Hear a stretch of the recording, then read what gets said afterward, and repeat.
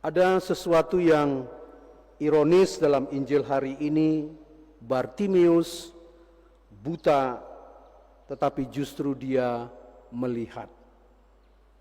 Orang banyak punya mata, tetapi mereka tidak mengenali siapa yang sedang lewat di depan mereka. Dan mungkin disitulah Injil mulai menusuk kita. Karena kebutaan paling berbahaya bukanlah ketika mata tidak dapat melihat cahaya, melainkan ketika hati terlalu penuh oleh kebisingan diri sendiri. Bartimeus duduk di pinggir jalan. Itu bukan sekedar posisi geografis, itu adalah posisi eksistensial. Ia hidup di luar pusat, di luar percakapan penting, di luar kehormatan sosial, di luar kendali atas hidupnya sendiri. Ia hanya seorang pengemis buta di dunia yang menghargai kekuatan, kesempurnaan dan citra. Tetapi justru di pinggir jalan itu lahir seruan yang paling jujur, Yesus anak Daud, kasihanilah aku.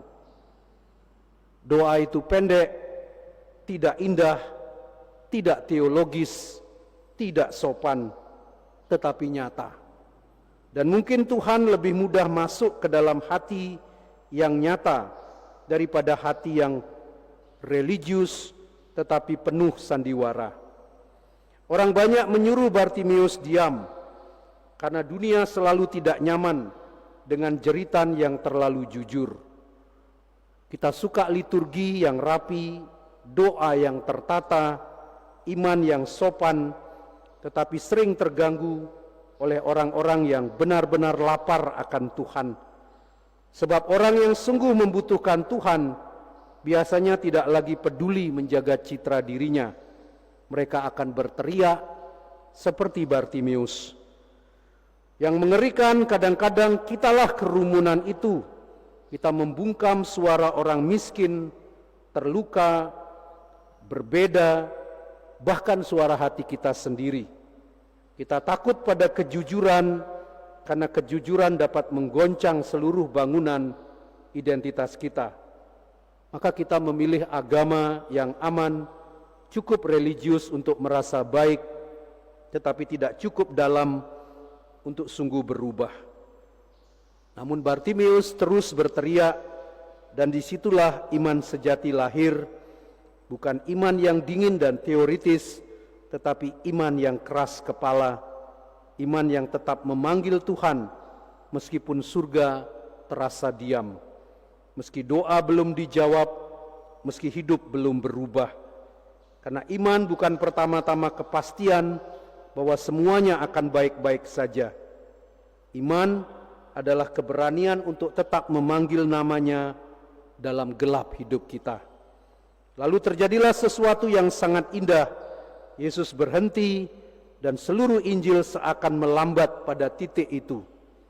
Di tengah perjalanan besar menuju Yerusalem, menuju penderitaan dan salib, Yesus masih berhenti untuk satu orang buta di pinggir jalan.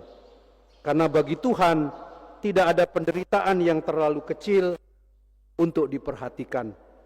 Dan ketika Bartimeus dipanggil, ia melepaskan jubahnya. Markus sengaja mencatat detail ini.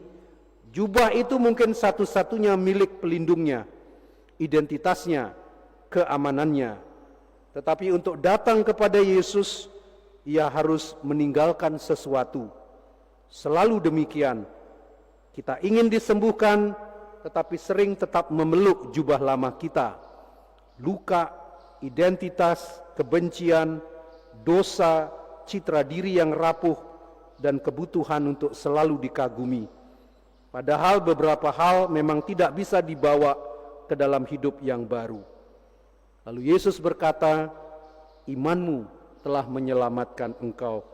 Bukan pengetahuanmu, bukan kesalehanmu atau kesempurnaanmu, tetapi imanmu. Iman kecil, rapuh, berteriak, kadang kacau, tetapi nyata dan jujur.